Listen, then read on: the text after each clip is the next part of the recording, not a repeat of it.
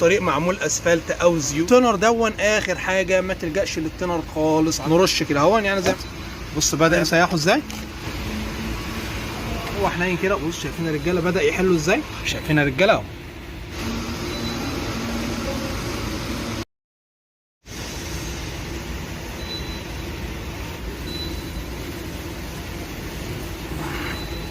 السلام عليكم ورحمة الله وبركاته. بسم الله الرحمن الرحيم، والصلاة والسلام على سيدنا محمد صلى الله عليه وسلم.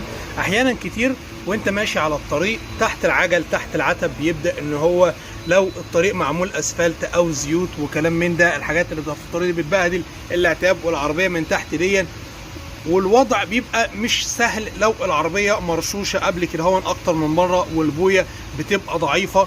العربيه لو كانت فابريك او حاجه بيكون الوضع امن شويه، بحيث ان انت لو جيت تنظف او حاجه بتقدر ان هي تستحمل معاك. طيب لو احنا البويه معانا ضعيفه وعايزين نامن نفسنا ونشتغل وننظف الكلام ده ونصح من غير ما نبوظ الدهان، يتنظف ازاي؟ مطهر على فكره يا جدعان، وهو بتاع العربيات اللي بيطهروا بيه العربيات في الكابينه او في اي مكان. يعني احنا جاي لنا شغل عايز يتنظف زي ما احنا شايفين كده، عشان خاطر سواء انت بقى هترش او مش هترش، عايز تنظف من غير ما تبهدل حاجه بالمطهر. اهم حاجه بنزين، اي حاجه جاز، اي حاجه تكون بعيده عن التنر. التنر دون اخر حاجه، ما تلجاش للتنر خالص، علشان خاطر التنر احنا عارفين ان هو بيبدا ان هو يسيح في طبقه الدهان. يعني زي ما احنا شايفين اهو يا رجاله، بص جامد ازاي الاسفلت. ديجريزر اللي هو الريديوسر اللي هو بتاع التطهير وكده زي ما بيتقال عليه بقى، او في اخواننا بره مصر بيقولوا عليه حاجه كده هو، يا ريت تسيبوا لنا في التعليقات بيتقال عليه ايه. هو مطهر، عشان خاطر لو زمايلكم سالوا عليه، يعني اللي هو مطهر بتاع العربيات. بنبدا اللي احنا نرش كده اهو، يعني زي ما احنا شايفين هو اصلا جامد ازاي حاجه. بص هو جامد ازاي، بيمسك في الدهان اهو زي ما احنا شايفين اهو. شايفين ماسك في الدهان ازاي، ماسك في الدهان. شايفين ماسك في الدهان ازاي.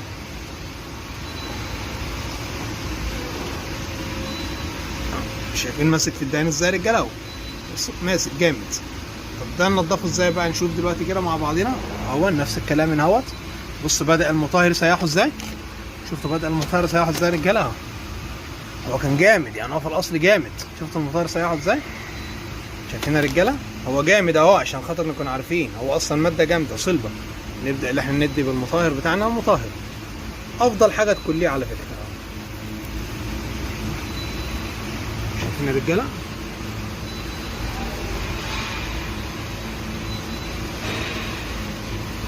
شايفين بدا يسيح ازاي.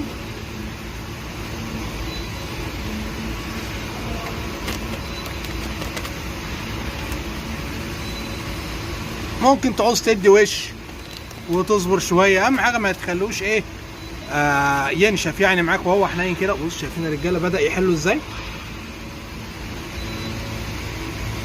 تطلع انت بقى تغسل بقى عربيتك الاول مثلا مطينه، وترجع بعد كده بالمضخه دي. اهم حاجه ما تجيبش مضخه من اللي هي المائيه، عشان خاطر المضخه المائيه لو جيت وحطيت فيها دون المضخه بتاعت الميه هتبوظ من المطهر على فكره، او التنر دون. دي حاجات بتكون خاصه بالمذيبات دي. يعني انت ممكن تجيب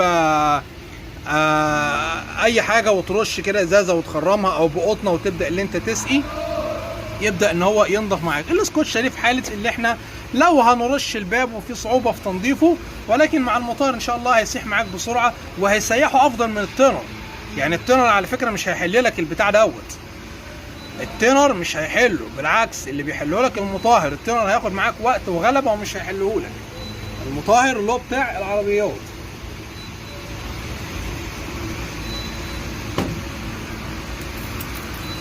نيجي نشوف مع بعض كده يا رجاله اهو.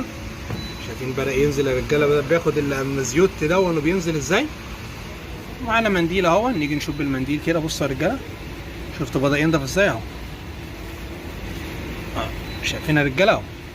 المطهر تروح انت الموان كده اهو وتقول له عايز شويه مطهر 5 جنيه بقى، ب 10 جنيه تجيب لك علبه مطهر لو الموضوع عندك كبير، وتبدا اللي انت تنظف. شايفين نضف ازاي يا رجاله اهو، جود 100 100. وتبدا اللي انت بقى تعيش الخيال. نفس الكلام من هنا عملنا كده برضك. بصوا شايفين بينزل ازاي يا رجاله.